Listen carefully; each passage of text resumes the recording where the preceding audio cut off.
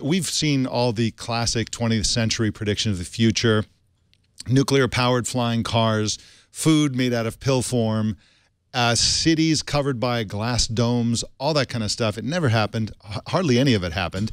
And you did a really interesting post that had a accompanied video about predicting the future. But why do you think that people have such a hard time predicting the future? I think it's hard to determine which signals are the signals that matter. You know, I think a lot of people had a sense that in the future we'd talk to people by video and be really obsessed with computers, but it was hard to know this would mean that we would all walk around with smartphones and just be staring down all the time on public transportation, on streets, distracted so that we get into car accidents. I just think in the present moment, it's hard to predict forward that we'll do things that are bad for us. Yeah, it's true. And I think that the larger issue is the failure to take into account human nature generally.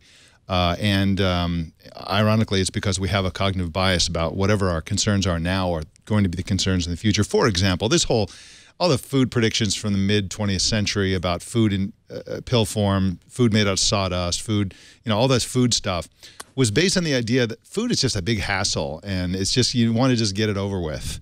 That's kind of the assumption behind Soylent, which is a current product, and it's exactly why Soylent will absolutely fail. All these things fail because, back to human nature, people enjoy eating food.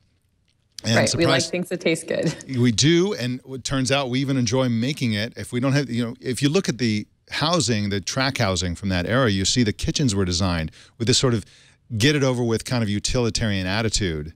And now when people build a new house, the kitchen is a place where people gather. It's got a big, thing in the middle. It's got a nice, it's a place where you want to spend time and enjoy preparing food. And again, that wasn't predicted. The other cognitive bias I think that people fall into or express in their predictions is the idea that people assume that in the future we'll be more organized and more centralized than we were in when we are present, whenever that present is. And it's always the opposite of that. There's a sort of cultural entropy that occurs where the options are, explode in number. If you look at the options back to food, the number of types of food that are available in the supermarket is, 1,000 times more products available. If you look at, the idea that, if you look at Epcot Center, which was supposed to be a model city of the future, that was its original intention.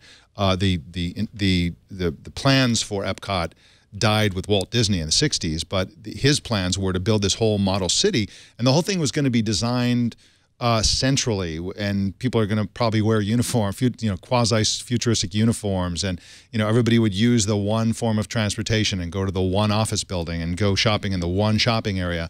And in fact, it goes in the other direction.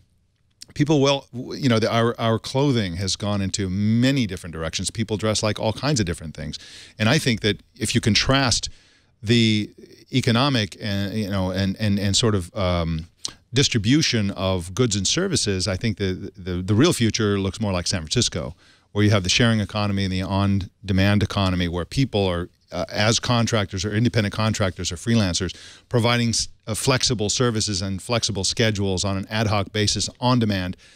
That's the opposite of everybody will work in the one factory. So anyway, that's just my thought on prepared on the future and predicting and how hard it is to do.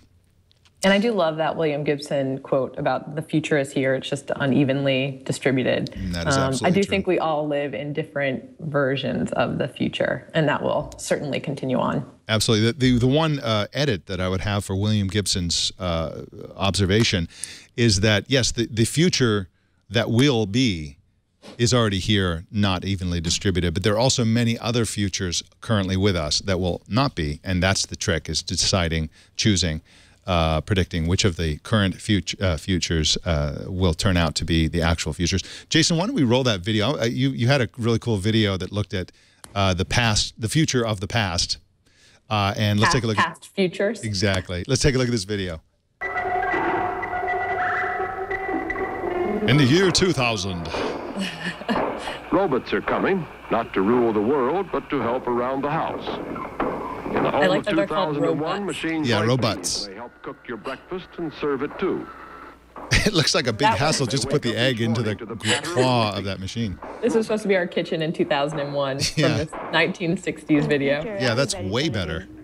Everything's probably going to be computerized. Computer camper? So you're going to have to know how to use computers. You're going to have to know how to use computers, folks. Back then, using a computer was turning a knob and stuff. What the? I don't know what era we're in here now. This might be the 80s. Man, I'm so glad the this is my predictions were favorite. wrong. This is Skype. The public wants. There are some interesting possibilities. Video phone. The hairstyles have And I venture not to say changed that it much will since present you young 1962. people with some fascinating human. Oh, come on. He's right there. He's in the other room. He's on the other side of the wall. Oh, no, Sid, Yeah. don't compute now. I can do it. It'll be okay. Sid, give me that floppy disk. You're too drunk to compute now. Compute. We can now get light from a thin sheet of steel. Get your hands off my simply by floppy disk. applying light-giving phosphors to Wow. the surface. Luminescent walls and ceilings are on the way. Looks like a person in a box or a computer sitting in there. Just like Did he say giving sitting? the answers. Sitting in there. Today, Yes. the dream of a rocket belt is a reality. It's The a tech- reality. We all have them. Yeah, we all have them. Actually, the jetpacks that some people do have and demonstrate are still based on that era. They haven't advanced much. Yesterday's fiction. Although next year, a commercially available jetpack will occur, but it's Sometimes seems very that we different live from in a that. world that is That's from stranger 2001, than isn't it? science fiction. Anyway, Our past futures. yeah. Anyway, it's fun to look back at all that stuff and realize how lucky we are that it didn't turn out the way that they thought it would. So, Hey, Mike, maybe we'll be in clips in 50 years. yeah, could be.